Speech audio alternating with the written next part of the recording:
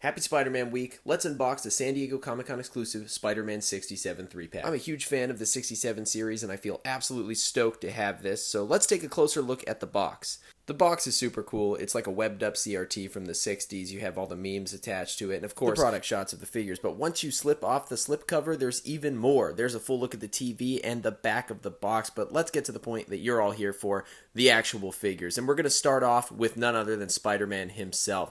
Spider-Man is an excellent looking figure. He comes with a ton of accessories. It's that Amazing Fantasy 15 body mold we all know so well. I really like the head sculpt on the Peter Parker, and obviously the posability is great. One thing that I notice is that I'm not super impressed by these old web effects. I would have really appreciated the addition of some toe joints, but it's not a big deal, just a minor gripe. I think that the figure looks great. Obviously, you've noticed that the web lines are missing from the chest. This is, of course, to keep the figure as accurate to the series as possible. If you're looking for a definitive Spider-Man to add to your shelf, this is definitely not it. This is very much for a niche collector like myself that is looking for every adaptation of Spider-Man. I love this figure, and I love all the accessories. I definitely recommend it if you're a fan of the 67 series or just looking for a bigger Spider-Verse shelf. Now let's talk about my least favorite figure in the 3-pack, Electro. Now, I don't think this figure's bad. I was just a little underwhelmed by it for the most part. He comes with a decent amount of accessories. I'm really impressed by these blast effects. It's actually really cool that part of the electricity is yellow, and then the further it gets from him, the lighter it is.